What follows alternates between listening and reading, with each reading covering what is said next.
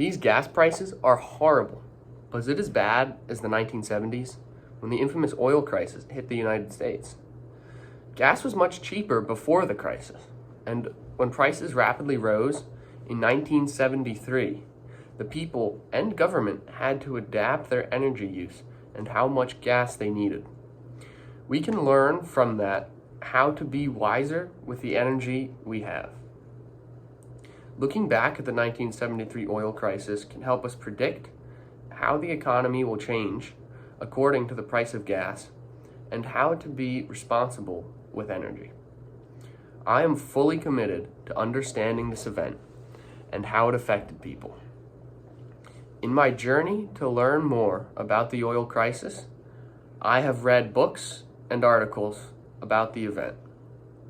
First, I will discuss the main cause of the oil crisis, the Israel-Arab conflict, and the resulting embargo from oil-producing countries in the Middle East. Second, I will discuss what the people did to save gas and deal with the shortage. Third, I will discuss what the government did to help America through the crisis. So what caused it in the first place? The biggest factor that caused the oil crisis was the Arab oil embargo in 1973. Egypt and Syria had been at war with Israel. The Arab forces had the upper hand because they were being supplied with Soviet equipment. That is, until the United States started supporting Israel. After gaining the United States' support, Israel began making progress against the war in the war against both Syria and Egypt. This did not go down well with the Arab countries. As Merrill states, the Arab members of the Organization of Petroleum Exporting Countries decided to use their country's oil as a political weapon, choosing first to cut back dramatically on the amount of oil shipped to the United States, and then to prohibit all oil shipments to America. The oil shortage had now officially begun. The early signs were seen first in the summer of 1973, when gas stations first started to ration out their gas, something they'd not done since World War II. It was not long until it turned into a full-blown crisis. In only 3 months, the price of oil per barrel, which is 42 gallons, rose from $2.59 to $11.65. With such a scarcity of gas, the American people's lives were changed.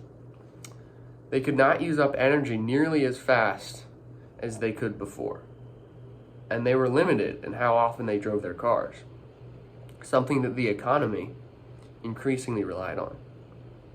Americans used less energy in a few different ways. The population was warned to lower the temperature of their homes down by about 6 degrees.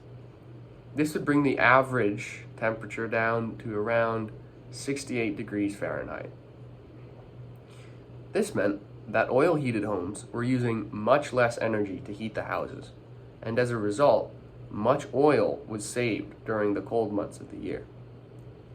Companies were also told to do a combination of turning down temperatures as well as reducing the time the thermostats were active for.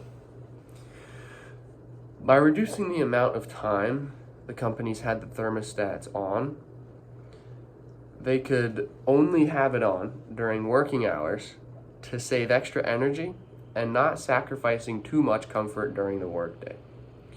Oil companies in particular put out advertisements to warn people to conserve the amount of oil that they consumed. Instead of advertising to sell more of their oil, they were advertising to use less.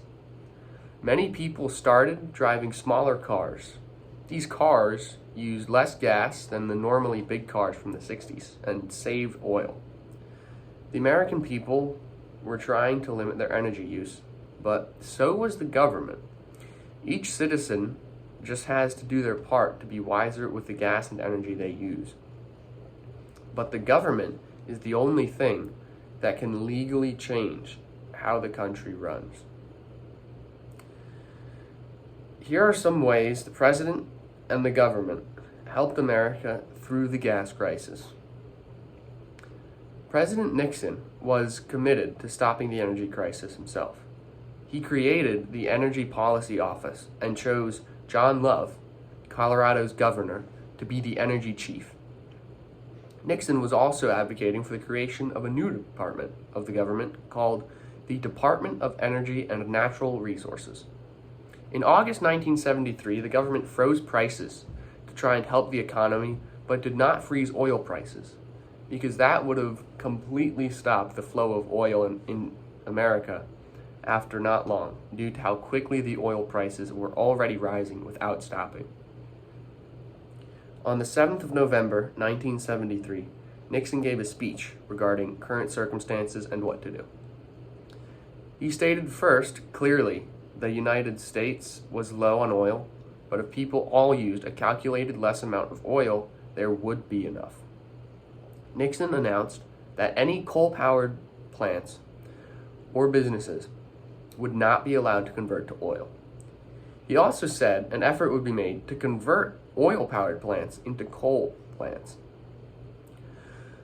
Even after the oil crisis ended, the government was still implementing ways to make America greener and more energy efficient.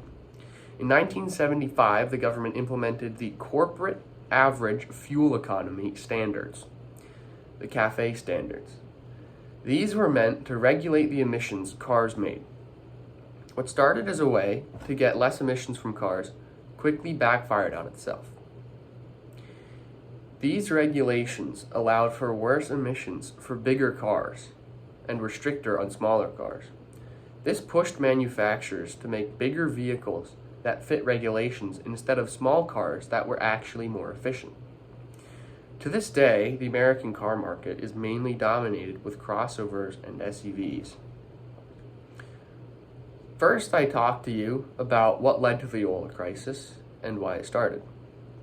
Second, I told you about what the government's reaction was to the oil crisis and what they did to help. Third, I discussed how it affected the people of America's everyday life and what they did to cope with it. In studying the past events of the 1973 oil crisis, we can learn how our country is affected by oil every day and how to be more energy efficient in all aspects of our life. I encourage you to examine your own lifestyle and where you can be more efficient with your energy use.